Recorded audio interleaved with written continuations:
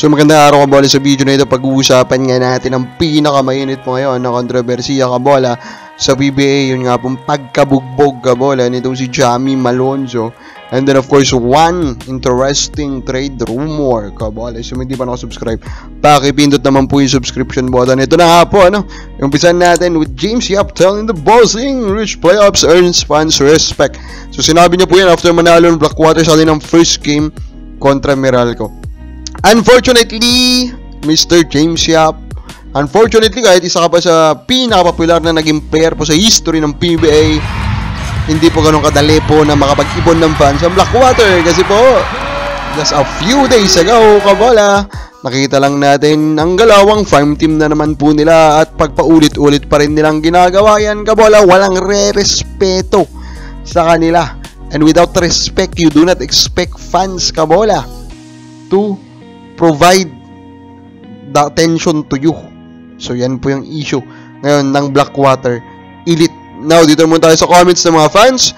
Dapat talaga sa mags na si Tolentino, sabi nitong isa. Sabi ni Ronald Barbosidad, pa shout out sir ulit. Again, salamat po sir Barbosidad for continuous po na commenting for us. Now ito na kabola, pag-usapan natin to. So Jamie Malonzo, lumabas nga po na video, true snob paddle of course. At after that, kabola, yan na-prove nga na siya po ay nabugbog, kabola. Pero in mga madami kasi, yung mismong pagkabugbog sa kanya, of course, isa na po yung malaking kontrobersiya, pero isa pang kontrobersiya is na-announce kasi na kaya siya hindi makakalaro sa Gilas dun sa nilang most recent game is dahil injured siya. And apparently, yan pa rin naman ang claim po ng PBA. Totoo yung gastroenteritis, kabola. Totoo rin yung COVID-19, kabola. Pero pag pinag-connecta mo kasi yan, kabola, nagmumukha kasi si Jamie Malonzo talaga na isa pong unprofessional. Parang yun isang pwede mo sabihin Kung may injury ka na nga, bakit ka naglaseng? Parang ganun kasi yung kabola Yan yung pwede mong isipin dyan, kabola. And kung totoo yung COVID-19, bakit ka nasa labas? Basically, yan yung mga pino-point out ngayon, kabola. At lahat yan is mga legit po na points, kabola, di ba? Dito po sa kanyang pagkabugbog, kabola. Although, the biggest discussion pa rin, actually, kabola, is that tama ba ang pag-handle ng PBA, di ba? With this situation, di ba, kabola? Kasi if you look at the way they handle it, talagang parang binibaby nila si Jamie, di ba? Sabi po ni Commissioner Winnie Marshall, nakausap na daw niya, nagsosorry siya sa fans and SBP, di ba, kabola? And a few days after, sinabi niya po ito, a few days ago, kabola, we haven't heard from Jamie Malonzo, even a legit social media post from him saying that sorry, di ba? Yung mismong sorry niya, very sincere, galing pa kay Commissioner, di ba? Hindi pa galing sa kanya, kabola.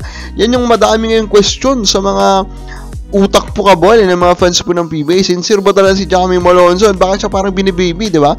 Kasi maalala nyo lang, sina Calvin Abueva, di ba? Nagkaanuan sila ng Nautuwa, na-find si Abueva, pero of course, Abueva, dahil may history siya. Pero overall, ganun kasi yan Parang binibaby kasi, kabola. At hindi nakakatulong na sa Hinebra siya, di ba? Kasi alam naman natin, paborito ng PBA, Hinebra, kabola. Kasi yun yung nagdadala po ng maraming mga manonood, di ba? So, now, di ba, if that is the case, then talagang makikita mo, the heat is starting to brew against Jamie Malonzo. Kahit pa siya yung nabugbog dun sa video, di ba? Kabola, di ba? And that is very, very sad kasi, again, if you remember, I have wrote this in the blog, kabola. I have stated this in our videos, kabola. I saw Malonzo as a potential #1 player in the PBA. And I think this one, if they cannot stop it, can even destroy his psycho, kabola.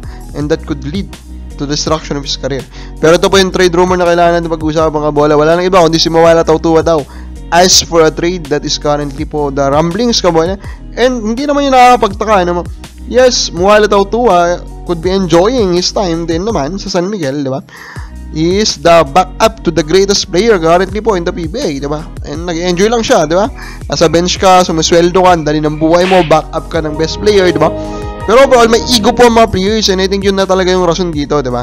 Of course, may pride din yan, kabola. And kung sa palagay niya, sa pride niya, hindi na niya kayang handle pa yung pagiging bench player, kabola, could be the reason why he wants out. Kabola, sa palagay mo, dapat bang gustuhin po ni Mawala Tautuwa na magpa-trade? Comment lang po sa baba.